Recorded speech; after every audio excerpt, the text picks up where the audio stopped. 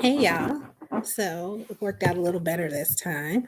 I am here today to talk to you all a little bit about slow travel. My name's Eve Clark, better known as Disabled Travel Divas.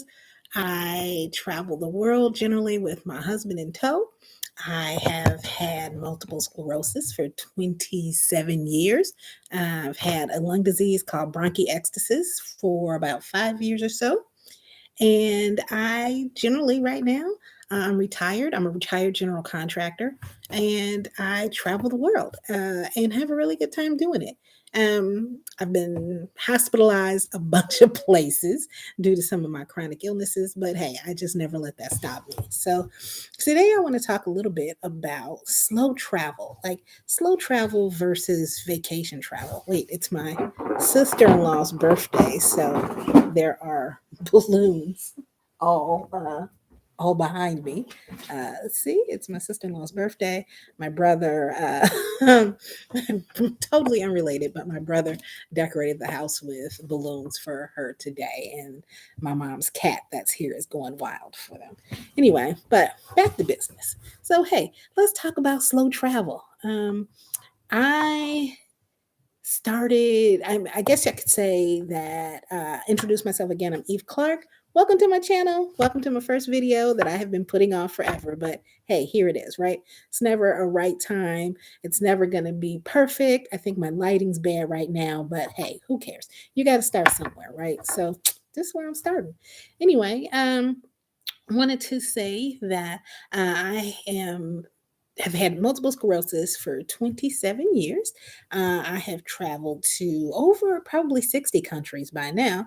I do most of my travel is international, not domestic. I moved abroad 4 years ago, almost five now. I am from Illinois. Chicago, right outside Chicago, actually, but moved to Texas about 20 years ago, where I have lived with my husband, my son, my grandbabies. Some of them live in Texas and some of them live in Oklahoma. I know my channel is new, but you'll probably see some of them with me if you check out my Instagram at disabled.diva.travels. You'll see a lot of them in it. But today I want to talk about slow travel, right? My husband and I moved abroad in 2019. We moved to Thailand and had an amazing time there. And because of the pandemic, guess what? We got stuck in Indonesia, of all places, right? Stuck in Indonesia, but that's what it was. We were stuck there for a year and a half. And after that, we returned to America mainly for my mom's 90th birthday. And after that, we've just been traveling the world. We usually spend a month or two or three in the countries that we travel to, and it works for us, right? It would have been probably in November of 2018 when I realized that all of our trips were always going somewhere, just going somewhere all the time. We are never just stopped to enjoy the actual place that we're at. And because of that, I didn't know how to take it easy, right? We're always so tired when we are on vacation. But actually, in Sydney, Australia, sitting on Bondi Beach, we were just sitting and just enjoying the place, right? And most of the time, we go to these amazing places, but it's always hurry up, get up, go, go, go, go, go. Never just enjoy, right? And we had done a little bit of just enjoying when we were in Thailand, and definitely some just enjoying when we were in Indonesia during lockdown. It forced us to move at a slower pace. But, you know, I think that's when we came back to America for my mom's birthday, and we were like, you know what? I kind of like this. So instead of what we thought we would have eventually ended up in Costa Rica, we just went ahead and started going to different places for a month or two. We spent a month in Rwanda, from there, Morocco for a couple of months, from there, Dubai, where I caught COVID and I had to come back. And especially, in fact, talking about COVID, I did a video with Rashida Dow of Sheeta's on the Loose talking about how I caught COVID in Dubai and what it was like to come back to America. I'll try to drop a link to that in the description below or in the comments. But speaking of that, hey, you know what? I'm not going to have all these bells and whistles and fading in and fading out in my videos because you're just going to get it how you get it, right? I figure the information is more important to you than all the bells and whistles. And hey, I'll probably eventually get there. But anyway, well, let's get back to slow travel.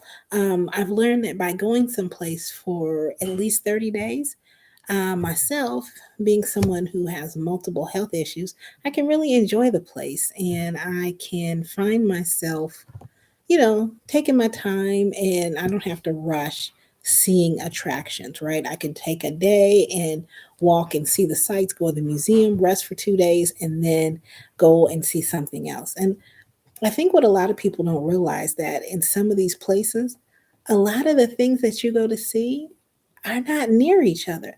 I don't think anything about driving 3 hours to see something when I'm in Rwanda or if I'm in Morocco, but it's like the equivalent of driving to Chicago to Detroit in the same day to see something to turn around and go back.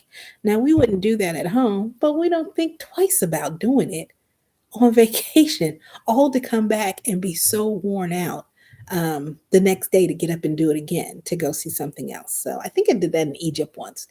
Boy, that was a letdown. We got up early, drove to Alexandria, saw a few things, and then we drove back to Cairo. And it was like, that was it? Like, there were definitely things to see in Alexandria when we were in Egypt, had we had more time to spend there.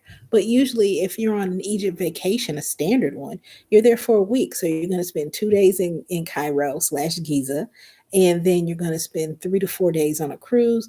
You might drop in Hurghada or Sharm el Sheikh or something like that for a day or two, and then you're out of there, right? So you see things, but you don't really see things. And so I have learned that now I really like to see things and see it at my own pace. And that's when I was able to do when we started slow traveling. Um, and being like a nomadic slow traveler, thanks to my son, my brother, my goddaughter, because we keep things in all three of those places, um, we're able to pop in and out of America, change out our clothes and our suitcase a little bit, and really just go to the next destination and really spend some time, enjoying it. Also, by being on slow travel, it gives me time to pop back into America, see the doctors or do anything like that, and re up on my meds. So I particularly like that style of travel.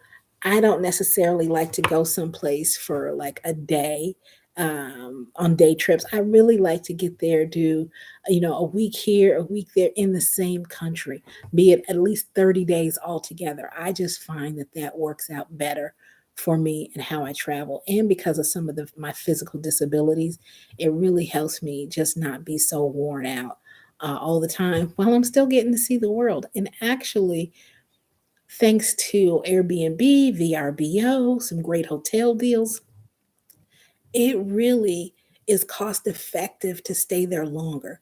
And keep in mind, my whole life is vacation.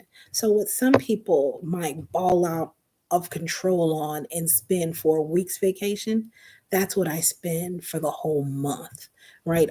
We had an apartment in Thailand for a month, it was $30 a day. We had a house in Merida, it was $500 a month. Our apartment in Marrakesh that we rented was probably $500 or $600 for the month. Sometimes we will rent it on Airbnb for a week and then negotiate with the owner directly. And we found that it works. Sometimes we find a really great deal on a hotel and we might book it for a couple days and then deal directly with management.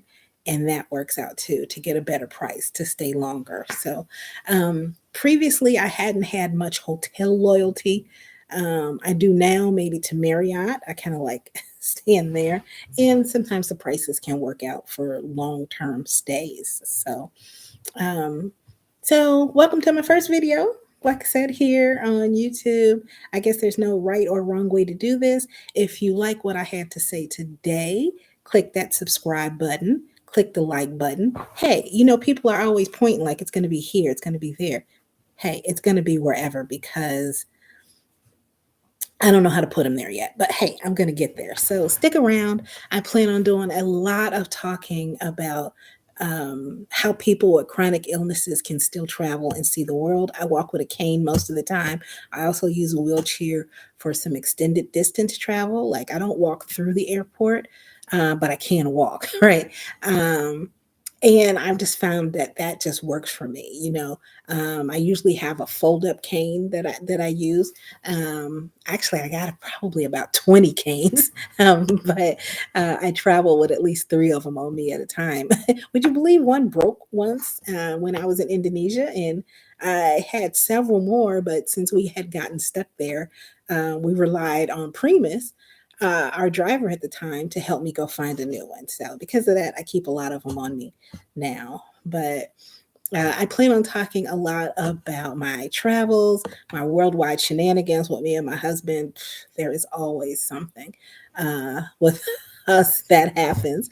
And I talk about some work I do with the MS Society, things I like to do with them. And just in general, I was a woman business owner at a time, and I talk about diversity and inclusion. I'm a big proponent on making sure that small minority women-owned businesses can still prosper. There are so many benefits to being certified, and so you hear me talk about that too. So anyway, welcome to my channel. Hope you stick around. I hope there'll be many, many, many more videos, and hope to see you soon. Take care. Bye.